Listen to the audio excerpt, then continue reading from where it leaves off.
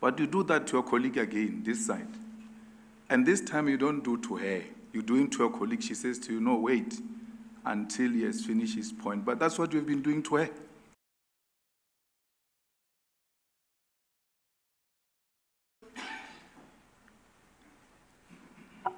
Thank you, CJ. Judge Montami, amongst your litany of complaints was the question of the allocation of work. And did I understand you to say that there's an inequitable allocation of work, that some people are getting interesting cases and others not? Was that your complaint? It's not only my complaint, it's the complaint that I've heard from many of my colleagues as well.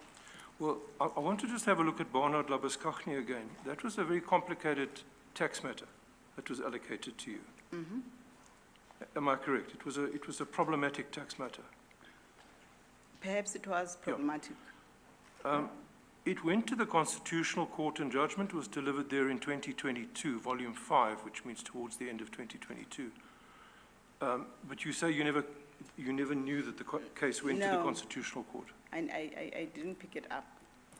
Have you since read the judgment? I did. Are you aware of the strident criticism of your approach in the judgment of Judge Rogers? Yes, I did see the criticism. But are you also, aware? I don't know whether you've read my judgment. Beg your pardon? I'm not aware whether you've read my judgment. No, I'm asking about whether you read the judgment of the Constitutional Court, which criticized you for your failure to apply one of the basic rules of our law, that's stare decisis. Yes. And that you ignored precedent.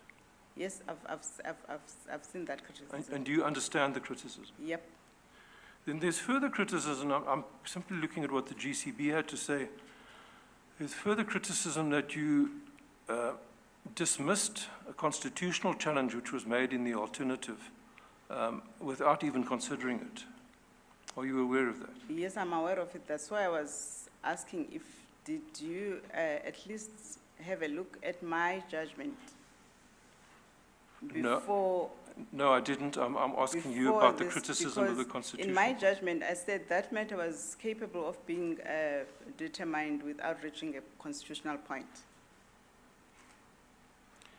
On the issue of circuit courts, you suggest that there's an inequitable distribution of circuit courts. But not you know that inequitable as such, it needs a revision because Judgment done. Maybe I just ask you to be patient with Judge Gamble as we have been patient with you. Okay. Let him finish his questions, Thank you, please. Chief Justice.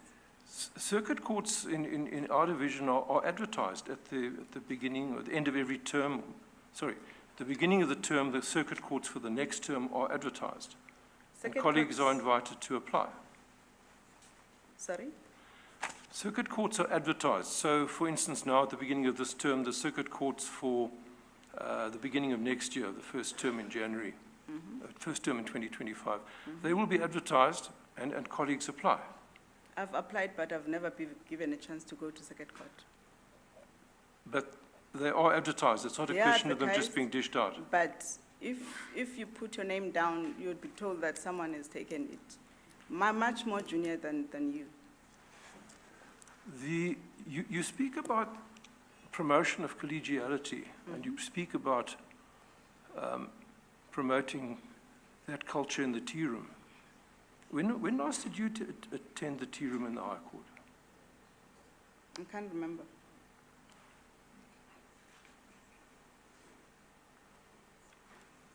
You at one stage were working from home quite a lot. Do you spend all of your time at the Cape High Court, or do you still work from home? When was that? Beg your pardon?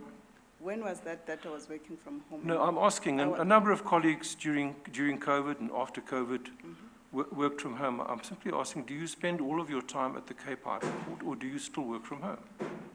I don't know how to respond to that question because I'm not sure which period are you asking for. I can't just respond without knowing which period I'm referring to. Whether it was during COVID or after everybody went back to the building. No, post-COVID. I went to the building when everybody went back to the building. And then lastly, you appreciate Judge Mantami, that if you get the job, you inherit a deputy judge president who's already there and who is going to be there on her reckoning for at least another 5 years. You will inherit a judge president in the person of Judge Goliath. You appreciate that? I do. Will you be able to work with her? I think so. I don't have any problems with You see, the well, the acting reason judge president currently. The reason I'm asking is because I recall a judges' meeting not too long ago when you accused her of dishonesty in the face of other judges in an open meeting. You know the meeting I'm talking about. I didn't accuse her of dishonesty. I still remember you intervened and you asked her to investigate the matter. And the matter, I don't think it was really investigated to start with. Well, maybe our recollections are different, but I do recall that there was... It was investigated, but the outcome was the same as what happened at the meeting, if you want me to put it like that. That's why I'm saying I don't think it was investigated, because we filed statements as to how the issues turned out, but I don't think those issues were even taken into consideration by the AJP. But you say notwithstanding that, that interaction, you would have no difficulty in working with her? Not at all. I do go to her chambers every now and then when I've got a problem. Thank you, Chief Justice. Commissioner Malema. Thank you very much, CJ. I just want to ask you 2 questions quickly, and then I'll tell you why I'm asking those questions. What is your understanding of a judicial temperament?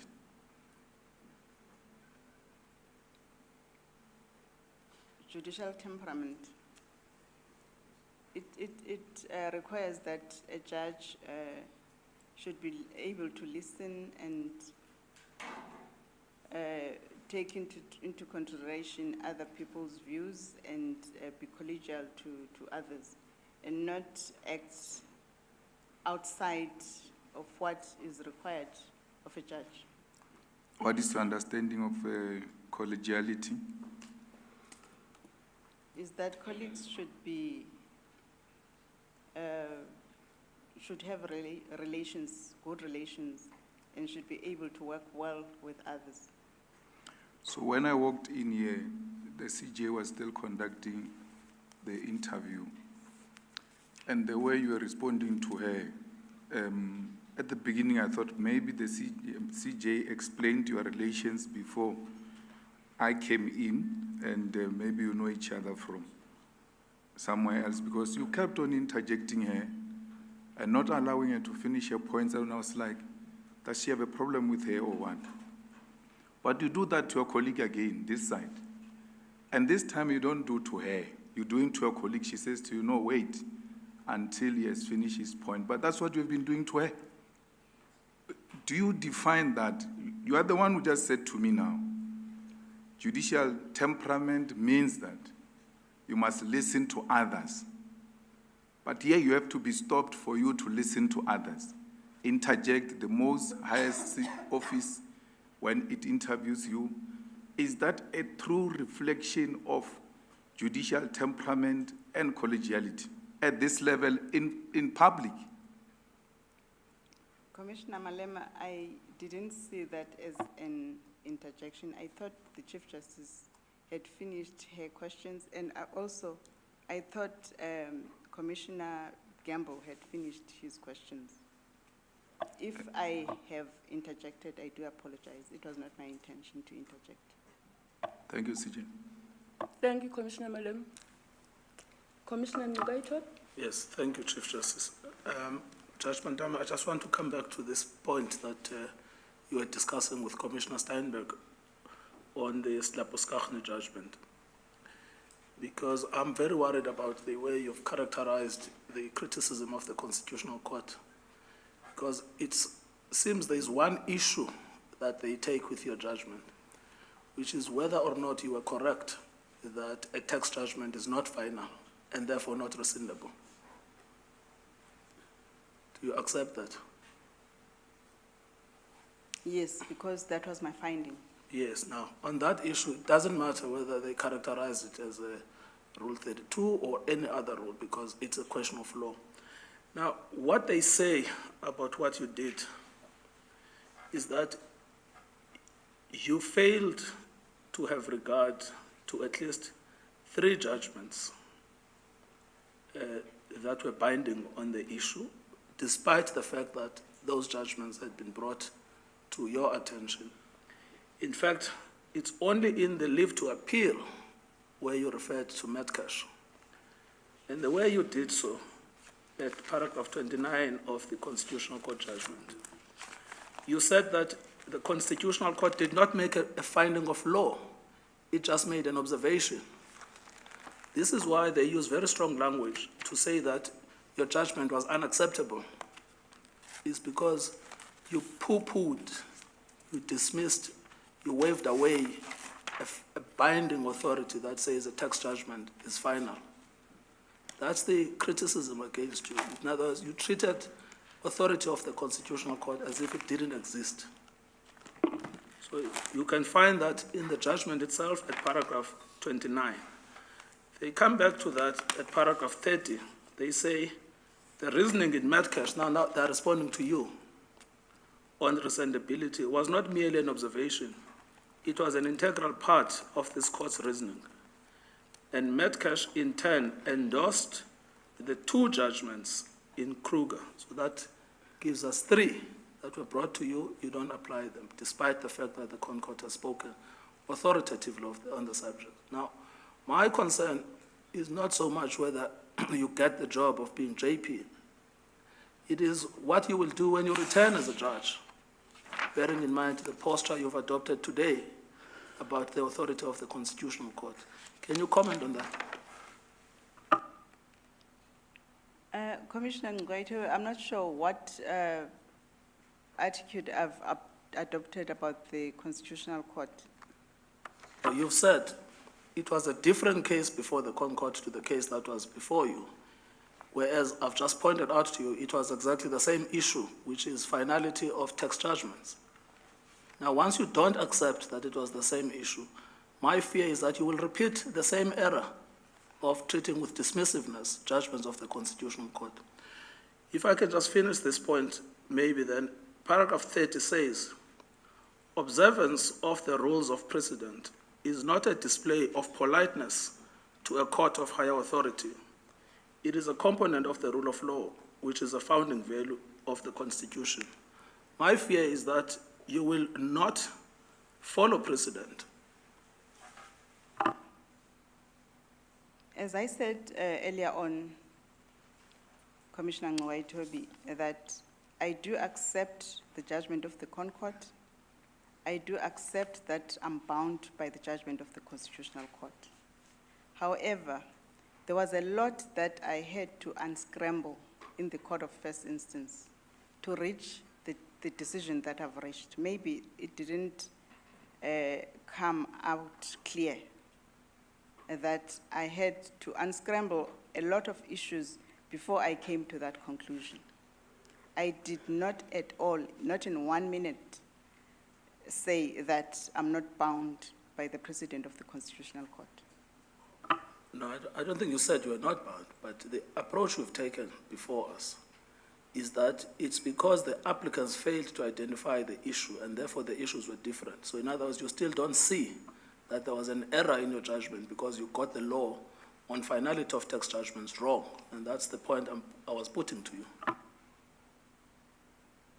Commissioner Ngcukaitobi, it's not that I didn't see what was in front of me. I was just giving a background as to what is it that I was confronted with.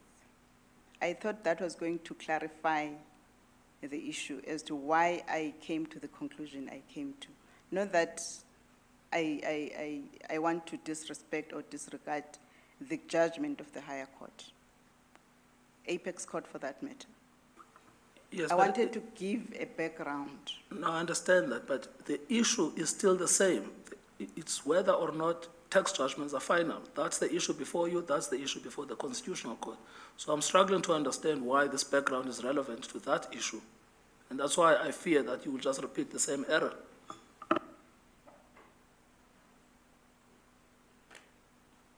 Commissioner Ngcukaitobi, I won't repeat that error. I'm committed to that.